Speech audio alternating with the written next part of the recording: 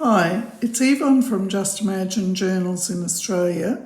I have a journal for you which I made for my friend Marilyn, and it's the style. I hope she'll love it. It's got a lot of hand-done embroidery on it. So the cover is a frame I found in the op shop, which I've pasted on top of a sort of a mini tablecloth or a mini doily. And then the theme is Ethel Turner, and it's a bit of vintage shabby chic. And Ethel Turner was a very famous Australian author who wrote a book in 1824 called The Seven Little Australians. And it's the most, it's been in print for right until now, so over 100 years. And this was a little note that I wrote to Marilyn.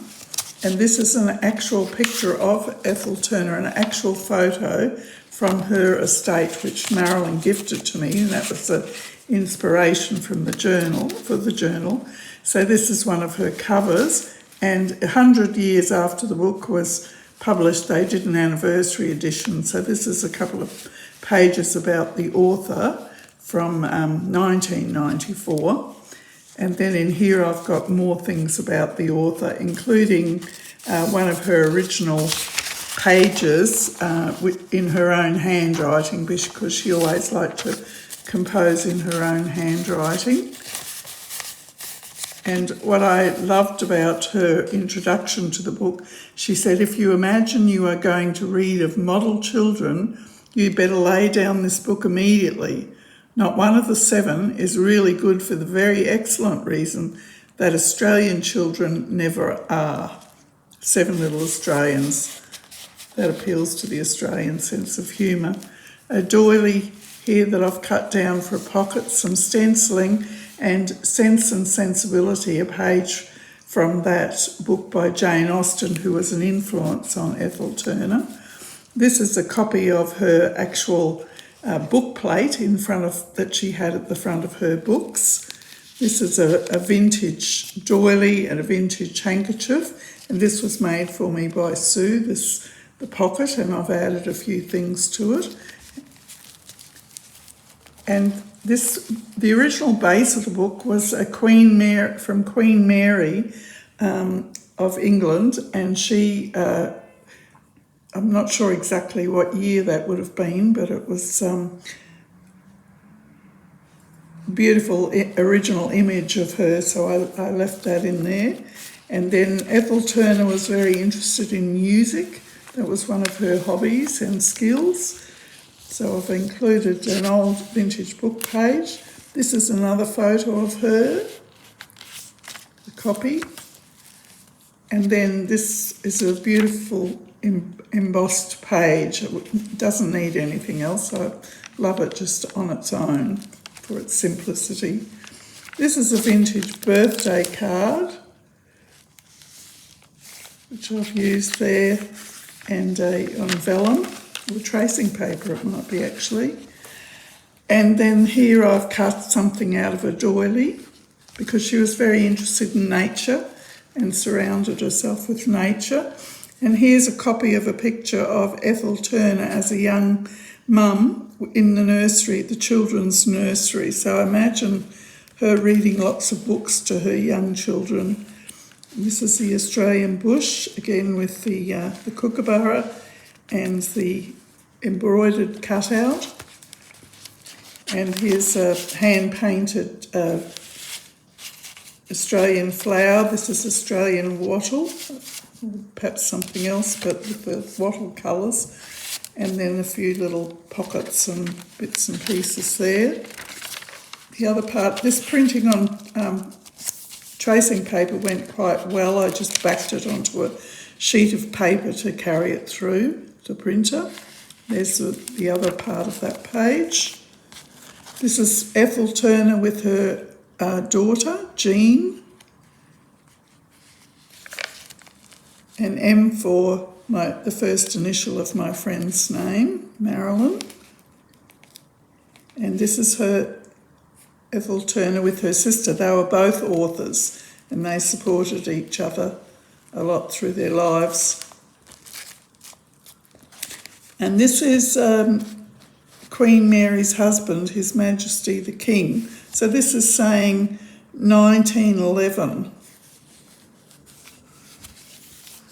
And I'll just put some beautiful fabric down there and some tape, some faux tape.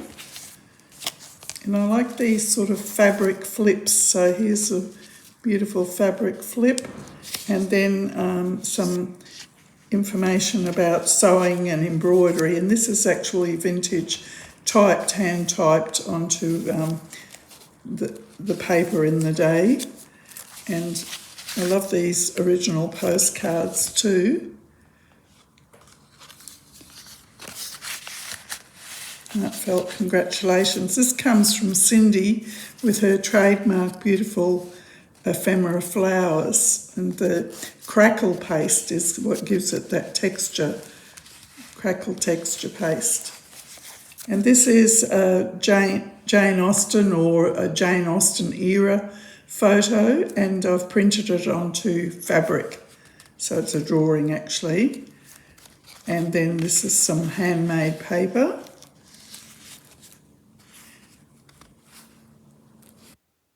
Embossing, I love all these textures. And so that was the first signature, and here we come on to Ethel Turner as an older, slightly older lady than in the first signature, and vintage buttons. And then here was a little bit of embroidery. I'm new to embroidery, so just an experiment, but with a bit of a gold touch on the Gumnut Babies. That's very Australian, by May Gibbs, and Ethel Turner had illustrated some of May Gibbs's earlier work, and that's where she got the idea of the Gumnut Babies. The embossing. Here's Ethel Turner, now married, Mrs. Kerr Lewis. She married a judge, and so she was into the not by choice but by circumstance, into the social life of Sydney. That's 1950 film stars, and this is another old postcard. So she sewed and she did a lot of entertaining. These are scenes in Sydney, sketchbook scenes. And I love this page here, which I originally had intended to do something more with, but I think it's perfect just on its own with all that beautiful detail of the vintage lace. And here is some wallpaper, that's wallpaper, and these are wallpaper samples. And here I've put some pages in from books of the time, fashion and food, and Ethel would have been very on top of all those things with her entertaining. And her husband was a lawyer, as I mentioned, very well known. And so I've got some men's things here as well, old pens, original invoice, and this is made with a tea bag, an old tea bag. And this original certificate is graduation certificate or leaving certificate from the school in Sydney, and that was for Ethel's nephew, the son of her sister, and he became the editor of the Sydney Morning Herald, a famous newspaper in Australia. And his name was Douglas, and his wife had some of her school books as well. Again, this was from Marilyn, gifted to me. And so this is an original map that they did in the day, and a Finnish laundry slip, because they travelled right along around the world, all sorts of places. And there's fashions for teens, because they're interested in all sorts of fashions for young ones as well, including their own daughter. And this is the famous Australian poet called Dorothea McKellar. Australians will know her for her poem, I Love a Sunburnt Country. There's Cindy's flowers again. And this is in her own writing. The I Love a Sunburnt Country was originally called Core of My Heart. And so it's interesting to see it in her own writing.